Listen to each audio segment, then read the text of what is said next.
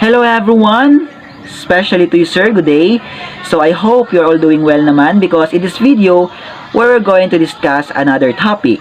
But before anything else, allow me to introduce first the reporters of this topic. Of course, yours truly, Kenneth C. Pag-ong and Angela May Calayon. Okay, so without getting further ado, the title of our topic in this morning is all about the executive, the martial law, the constitutional authoritarianism, and the Marcos administration.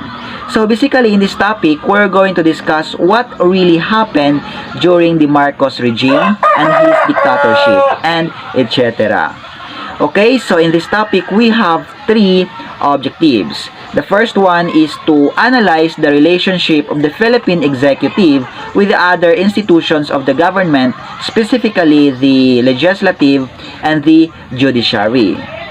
The second one is to describe the political situation and dynamics surrounding that the declaration of martial law of Ferdinand Marcos Sr. And the third and the last one is to explain the reasons why the Marcos regime was called a dictatorship and a constitutional authoritarian rule. So, it's a common knowledge naman no, that in our constitution, we have three branches of the government. The first one is the executive, the legislative, and the judiciary. So, these three branches have also different functions in our country. So, the executive is the command of the country or the nation, which is the office of the president, the office of the vice president, and his cabinet secretaries. And the legislative naman is the policy or lawmakers. They're the one that generate, establish, and make laws for the betterment of the country. And then, of course, the judiciary, they're the one who make legal process for the execution of the law. It's the office of the Supreme Court. So, let's focus na lang muna sa executive since it's the scope of this topic. So, as I said a while ago, that executive is composed of the president and the vice president of the country. So, the 1987 Philippine Constitution grants authority to the president to appoint his or her cabinet secretaries. Like, for example, secretary for the DepEd, secretary for DA, Department of Foreign Affairs, and Department of Agriculture, and etc. and other departments of the country. So, these departments form a large portion of the country's bureaucracy. So, when we say bureaucracy, it's the order of the departments from highest to lowest in the country. Okay, so that's for the executive branch of the government in our country. So now let's welcome Angela May Calayon as she will going to discuss the Marcos regime by presenting to you the term of Ferdinand Marcos Sr. Marcos regime dictatorship. His term, December 30, 1965 to February 25, 1986.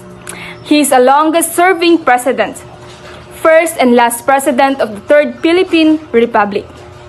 He was elected the President of the Philippines in 1965 and presided over an economy that grew during the beginning of his 20-year rule but ended the loss of livelihood, extreme poverty, and crushing debt crisis. He ruled under martial law from 1972 until 1981 and kept most of his martial powers until he was deposed in 1986. Branding his rule as constitutional authoritarianism under his kilusang bagong lipunan. So, his ideology of constitutional authoritarianism is that Marcos said that there was a need to reform society by placing it under control of benevolent dictator in a constitutional authority which could guide the undisciplined populace through a period of Okay, so thank you for that, Angela, no? So, moving on, let's discuss the martial law. So, it's very excruciating and painful topic for us Filipinos, no?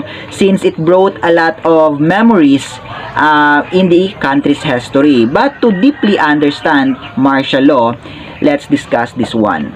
Okay, so President Ferdinand E. Marcos signed Proclamation number 1081 or 1081 on September 21, 1972.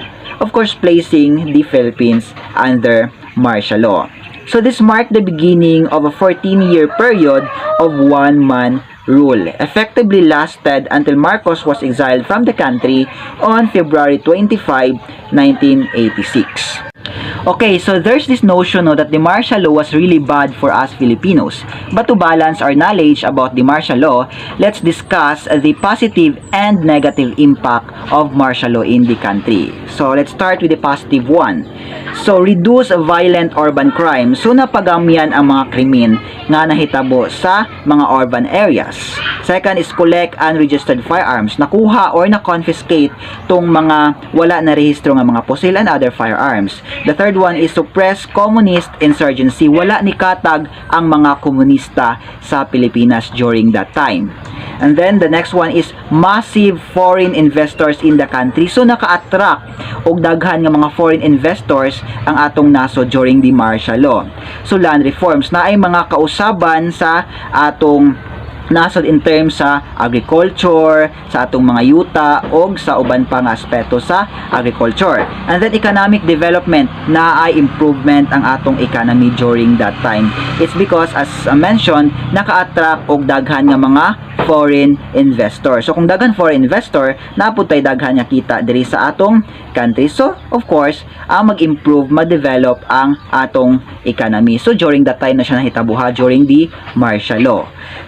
So now, let's proceed naman no sa negative effect of the martial law. So under martial law, there were widespread excesses and human rights abuses. Even while the regime reduced violent urban crime, collected unregistered firearms, and suppressed communist insurgency in some areas, Liliusa Hilao was the first murder victim under Marcos martial law.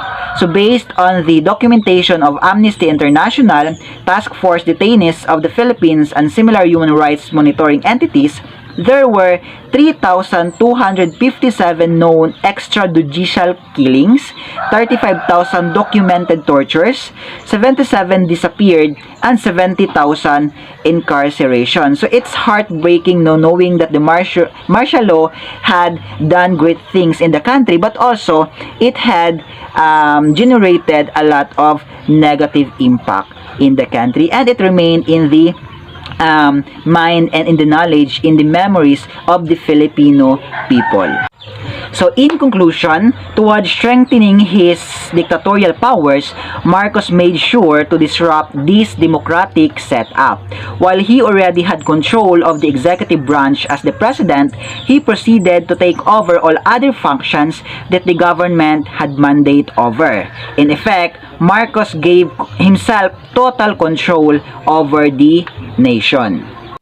So meaning to say that Marcos used his power, all of his power as the executive of the country, of course, to address all of the problems that was existing during his time. Like for example, the killings, mga kawat-kawat nga hitabo sa country, of course, ang pagdaghan sa komunista. That is why declared niya ang martial law to address that problem. So any subjective term can be used to characterize his regime. Some think he was good, while others think he was horrible.